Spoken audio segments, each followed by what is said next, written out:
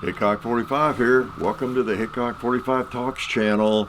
Yes, I was going to talk about cars. Someone asked me to talk about cars I've had, favorite cars, and all that kind of thing. If I talked about this, I don't, maybe, but I'll go a little more in depth today. Okay. Am I still crooked here? I don't know. Yeah, you hear the locusts still. It's funny out here on the swing when I sat down this morning. There's a shell from one the cicada right here on the. They're all around. It's a big year for cicadas. You can hear them already. They gradually get louder here in the morning, and then they tail off a little bit in late afternoon. So cars, car history. Everybody has cars and likes cars, and I feel like I'm repeating myself on some of this, but let me. I don't know. I think somewhere in a Sunday video or maybe even another talks video, I got onto some of this. But cars I've had, I've actually made a list, and some of you might find it interesting if you've got a little bit of age on you, especially, or if you're into cars. So I guess I could start with my family. Since I've been around a while, born in '50. First cars I remember with my mom and dad. We lived in Erlanger, Kentucky. The first one was a Ford, and I think it was about a 51 or 2 Ford.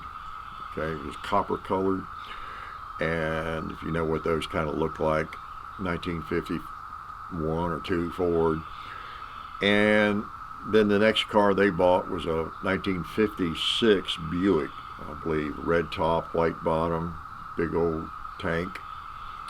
And then the next car was a '59 Buick. So these were the only car. We just had one car, like most people back then, middle class. So the '59 was really a departure. That thing was wild. You know what a '59 Buick looks like with the tail fins, and it was kind of a bronze copper color. Pretty neat car. I remember I was visiting my cousin over in Indiana. Would go over there every summer for a week or two and visit them. And they came to pick me up. I'd taken a bus over, I think, and then they came to pick me up. It was in the Greensburg area, Indiana, Milford, you know, the big city of Milford. And they rolled up in that new Buick, '59 Buick, and that was a wild looking car. Beautiful car though, and we went to the beach. We were going to the beach for vacation that summer. We didn't really do that every summer, but maybe every other summer. I remember going to the beach 4 or 5 different times to Virginia Beach. That's where we go from Cincinnati area, northern Kentucky. And anyway, so growing up, the next car they had, I guess before I had a car. Yeah, it was a '63 Buick Wildcat convertible, red. That was the ultimate car. I remember my brother and I talked our parents into buying it. They made the mistake of taking us to look at cars. That was a snazzy car. Talk about a tank, a barge, a land barge. Had a 440 cubic inch engine. I mean, it was a guzzler, and I ended up with it for a period of time. You know, when I was 19 or something. But so, and then my parents, I remember Dad, they bought of course he had a pickup truck, but they also had a 1960 Chevrolet. That was a convertible, as I recall. Yeah, a cool car, just for a short period of time. But they were a Buick family mainly. And then later on, they got they had a Cadillac, then they had Lincolns. Their last year, different Lincoln models, Mark V, and some of that kind of thing. It was funny. My parents were not rich; they were fine, middle class, and didn't splurge. I think there were a lot of families like that. They grew up during the Depression. That they didn't splurge. Dad got into gun. He would never have bought a real Colt. It was just spending money on things you didn't need were really frivolous to them. And I knew a lot of families like that, but when it came to a car, they would buy a nice car and buy a new one. they would generally save up to buy it, not even finance it, but you would keep a nice car every 3 or 4 years. It's just kind of the thing. That was the one luxury, you know, that they would buy. And even in later years, Dad never did like waste money. He'd buy some land or something, but I'd never just splurge on things. But he loved a Lincoln Continental. They'd have a nice car. He'd drive down here. I remember that Mark V or whatever sitting right here in the driveway, come down to visit us. And anyway, I didn't even mean to get off on all those, my parents' cars. My first car was a 55 Pontiac.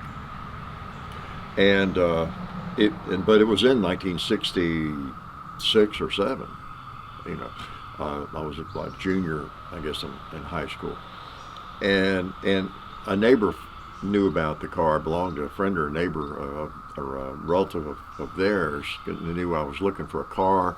I had gone to look with Dad, and we looked at this guy had an old 58. Whenever I see a 58 Chevy, I think of that, going to this guy's place, and had one in a barn, and it was one of those cream puff cars. Didn't have much mileage on it at all. And we're talking cars that were like 10 years old or more, but just like new. And back then, people would, they didn't trade cars as often, and a car that was 10 years old wasn't like a car today that's 10 years old or 20 years old. They would last pretty well and all that. But I remember that 58, different body style, nothing cool about it, no big fins really, they wanted a little more money than I had. I had made money raising calves on the farm and then tobacco, working in the tobacco and all that. And I think I had maybe $1,000 in the bank or something like that. But anyway, the neighbor had this 55 Pontiac line on it. It was a real cream puff. It had like 17,000 miles on it. And it was 10 years old.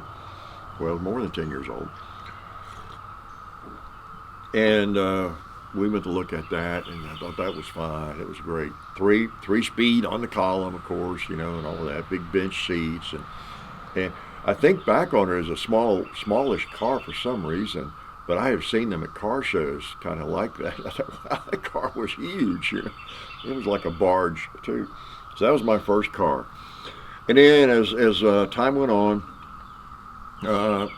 bought let's see, the bus. Trying to think the time frame here. I guess the next car I had was, Mom and Dad were talking about trading that 63 Buick convertible, and I'd always loved that car. I was still in college, last years I guess, but and I said, oh, don't sell that, I'll trade you my Pontiac for that or something. It wasn't worth a lot by that time. And so I remember Dad let me trade him the 55 Pontiac, which he basically gave to my younger brother.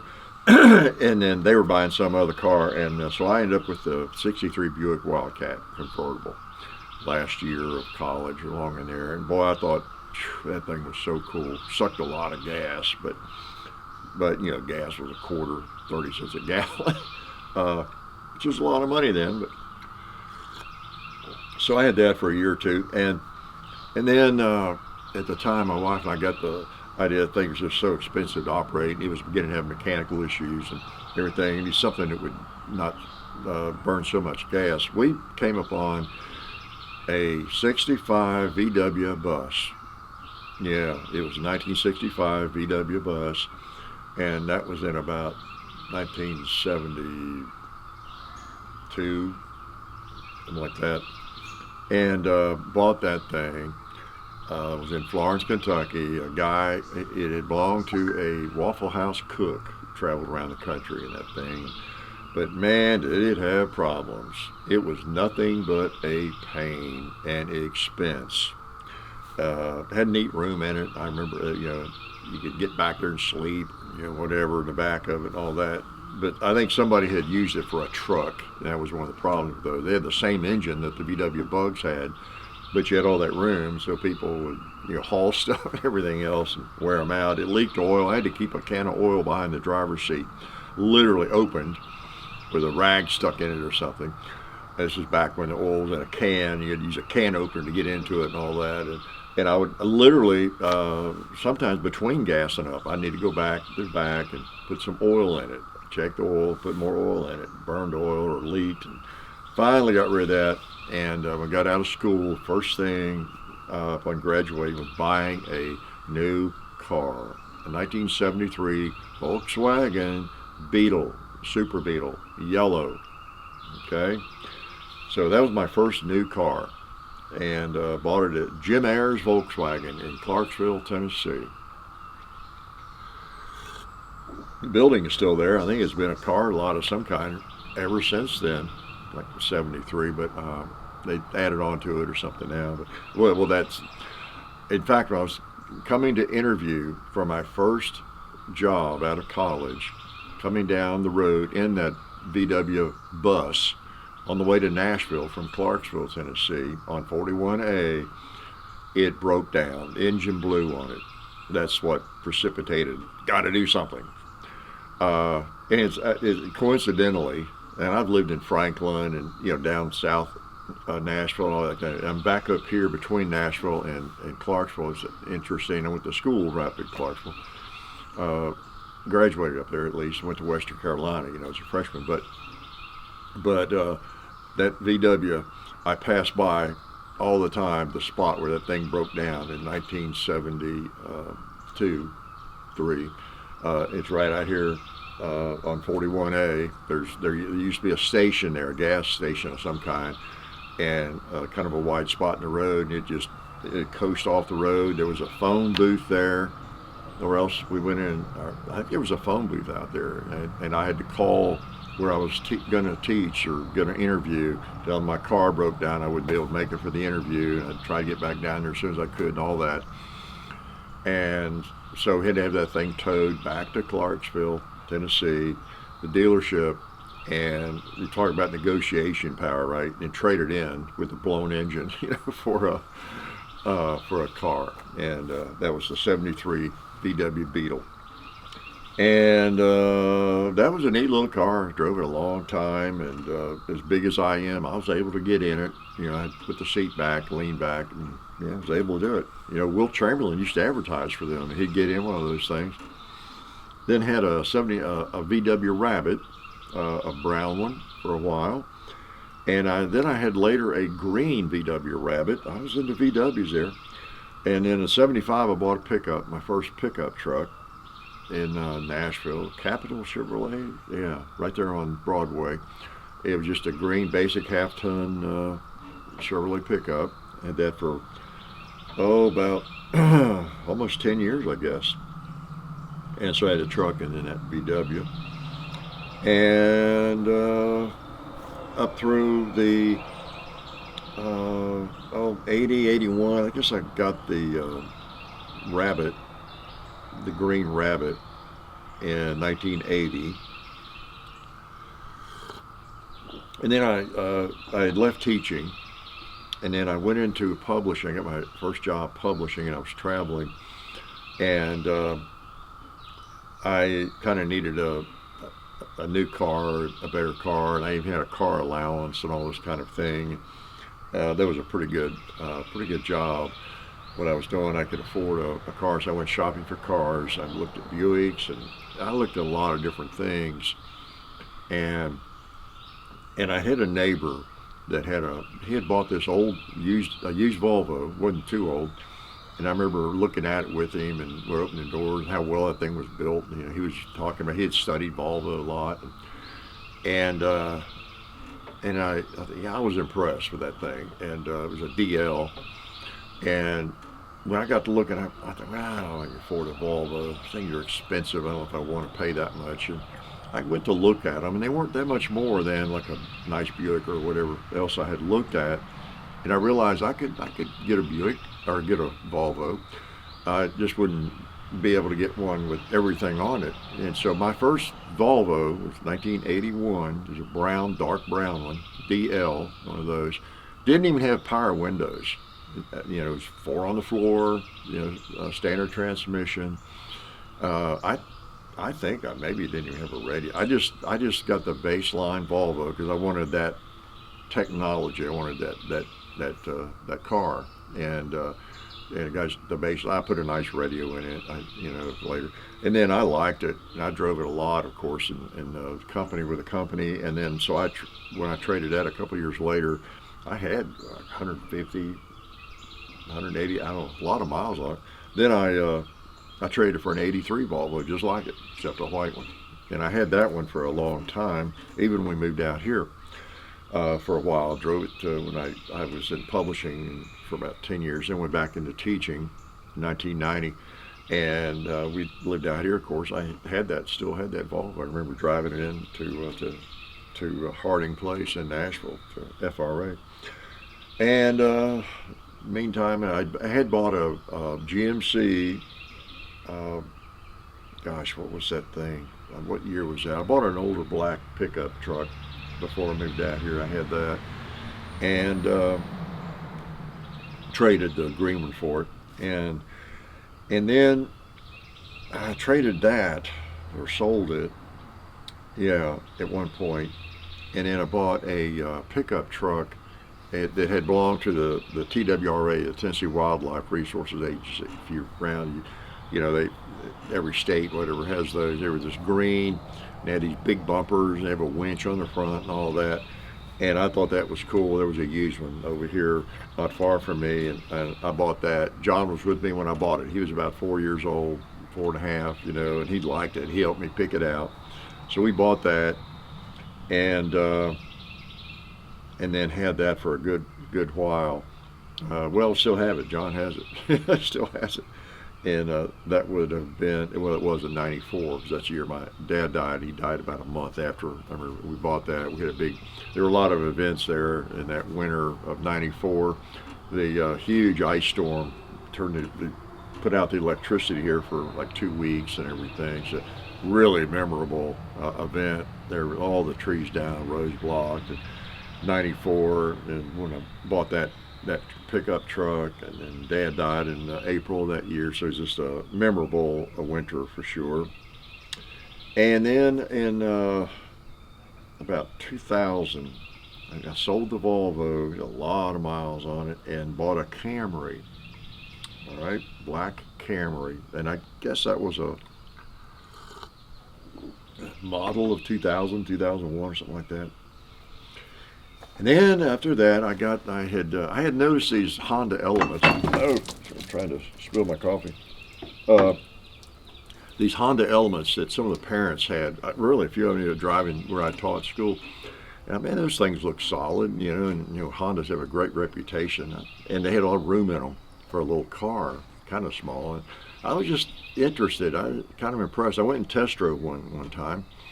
And I like that. It had more headroom than I need. It was bizarre. And I bought one of those, a 2006 Element. It was red.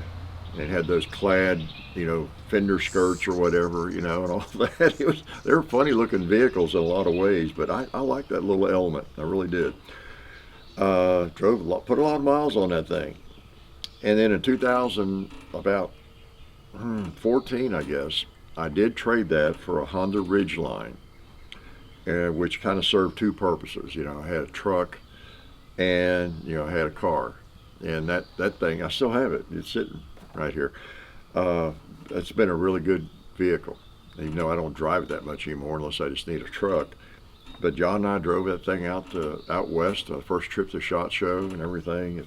It's been a good vehicle. They're kind of weird. I've got one of the old ones. It's got that weird back, whereas the new ones just have a normal. They just look like a small pickup truck. Whereas the old Honda Ridgelines have that slant to the back, where you almost can't reach over to get something out of the back if it's near the back window. And I drove that for a while and just really, really liked it. And then I don't know, got to thinking about, maybe I want a car. And Davey came along, a grandson and everything, and we were having actually, between that, I almost forgot I decided to get a car and have the truck as a truck and have a car too, and I bought the Highlander, and that's about a 2000, uh, 15, 16 Highlander, and that was a neat car. I went to look at the Toyota place in Nashville, Beeman, and I knew Lee Beeman a little bit. He's active in the Second Amendment, the causes and that kind of thing. Got the family and friends price and all that, but I think I went looking for maybe something else, but I saw that Highlander sitting out there in the front, and that's a kind of a nice car. You know, it's got some size to it, and I test drove it, and I just liked it, and bought that thing. And it's funny. And then later, when I bought my first Yukon, and later I realized I rode in a Yukon somewhere, a test drove. And I thought, wow, the room in these things is unbelievable. When you're 6'8", that's a priority. Leg room and headroom, unbelievable. If you're a tall person and you've never been in I guess a Suburban's the same way, and all that lineup, Escalade, all the same, you know, body and everything. Basically, if you are tall and you've never tried one of those things or driven one, you owe it to yourself. Now, we're not sponsored by GMC or Chevrolet or Cadillac, but I mean the room it's incredible, really, how much room they have in them. Because my whole life adapting to basically small cars, and even mid-sized cars, and even, you know, Dad, I told you, had the Lincoln. I don't know which model it was. It was one of the newer ones. I guess, kind of the newest one he had, whatever mark that was, in 90, 91, 92, whatever. Very nice car, very plush. I would get in that thing. When I drove it, I could not get the seat back far enough, down far enough to really have my head would kind of rub the top. And this was one of their big cars. So it just depends on how the car is made, you know. Man, these Yukons, they've got the room. So I test drove one of those, and okay, this is my next car. And I sold the Toyota, the Highlander, to my wife, who was looking at cars, and it didn't have that many miles on it, and a nice car. I mean, she liked it, had ridden it a lot. So that became her car. She actually had an accident, yeah, in her Nissan. And she drove the Ridgeline for a good period of time. She just drove my pickup truck, and it was fine. She liked it, you know, pretty well. But she was ready for her own car, and so I sold her that. Gave her a good buy on it since we were related, and she drove that for several years, and has since sold it to her brother. And he likes it. You know, that's another car that's I don't know that it's a best kept secret or anything, but the Toyota Highlander is just a nice vehicle. You know, it's got a little bit of size and room in it, and rides well and all that kind of thing. Okay, sound like a car salesman, doesn't it? That's what my next career would be, a used car salesman.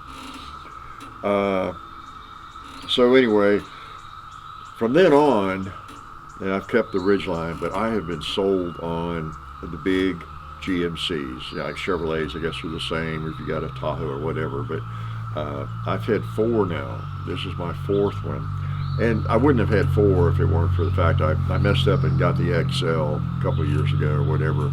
And then, I don't know, just I had trouble with the length I just didn't need that length. And I traded it after a year for the same exact Yukon Denali. I mean, it's exactly the same car, except it's a 2024 instead of a 2023.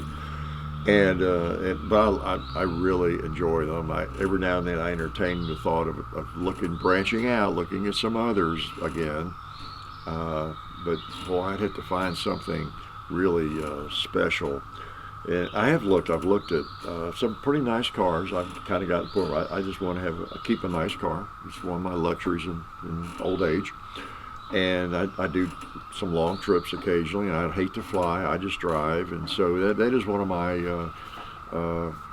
guilty pleasures, I guess you'd say, is keeping a nice car. So it's going to be reliable. It's not going to be under warranty, because I run that out in about a year, you know, on them. But, you know, just keep a nice car. And I've looked at some others. I have driven like the Lexus and some other cars, but there's always something about them. They don't have the technology that like GMC seems to have, and all that sort. And they may have caught up now. I've not looked at other cars for a couple of years. Or they might be a really nice vehicle, but they've got too much off-road orientation, and they're not as well designed for just heading to California or Nevada, and riding smoothly, and getting decent gas mileage. I am pleased with the gas mileage even on these things. They got that technology where 3 or 4 of the cylinders shut down when you're just kind of running it, normal speed on flat ground and that kind of thing. And they don't necessarily suck that much gas, my perception. But anyway, here again, I'm a freaking car salesman. So that's where I am right now. 2024 Yukon. It is the ultimate. It's a nice vehicle. I make no apologies for that. It is. If I'm going to have a nice car someday, when's it going to be? I might drop over tomorrow. And I think I've told y'all, if I were 5'8" instead of 6'8", I might be driving a freaking Corvette. I don't know, just again, old age crazy, middle age crazy. Just like, why not? It's like, wonder what it's like to drive a Corvette around, or not to show off and, oh wow, that guy's got a Corvette, but just something really different that you grew up looking at and I don't know, not envying, but just thinking that'd be cool to have a Corvette, or something like that, or a Mercedes, or whatever it might be, Well, I'm kind of at the point where I can have any car I want, and but I stick with that one because of the room in it, and it is a very nice car with all the cameras and everything, and so that's where I am. If you have any recommendations for a car that is as roomy for the driver, passengers, has all the cool technology you need, the cameras and everything, the 360 cameras, and is a great road car, get in, rides well for long distance. It's not, designed to go off-road, even though it's got 4-wheel drive, let me know. Maybe I will change gears, pun intended, and go with another brand. Yeah, really. But I keep looking over at it. I just like it, and glad I discovered them. I've had very, very, very few issues with the dumb thing. Here I go. I'm a GMC salesperson. I had the first one I bought, 2017 model, the satellite, or the antenna developed a little bitty leak around that, and I thought, oh no, here we go. Bought this nice car, pretty expensive, and it leaks. First rule of building a car is it doesn't leak. Have all the problems you can have, and water dripping in, and they're hard. Well, I got that fixed, and I had a bad taste in my mouth. That was my first one, and it wasn't even covered. The warranty had expired, but it didn't have many miles on it yet. So I kind of got mad at GMC a little bit there. I thought, well, yeah, I know the warranty's expired, but the freaking roof leaked, after what it had like 40 or 50,000 miles on it. You think they would cover that. It was a principal thing, it wasn't that expensive to fix it, but knock on wood, all the wood I can find. And other than on this one, it's got the Vader Chrome grill, and all that, and it's peeling, the surface is peeling off that, and they've got me one on order, a new one, but that's about the only issues I've had, and that's remarkable. You've had 4 different cars over a period of since 2017, so American cars are just built better these days, than they were in the 70s or 80s, no doubt about it. So here I go. So long. I'm sorry. I don't know what it is, but you know what it is. I'm doing this in the morning, and maybe that's the difference. I just came out, thought I would talk to you all this morning. So I'm going to shut up and turn you off, and I appreciate you coming to the Hickok 45 Talks channel. And I am not an idiot. I act like one. Well, maybe I am. But I do have just enough brain cells to realize that only the most, I don't know, avid viewers and loyal viewers, I don't know, that's a weird word to use, but people who really do follow almost everything we do would be watching me right now. I don't really have any illusions that there are millions and millions of people out there that are curious about the history of my cars, you know. But some of you might find it interesting. If nothing else, maybe my cat does. She's listening on the other side of the window, I think. Life is good.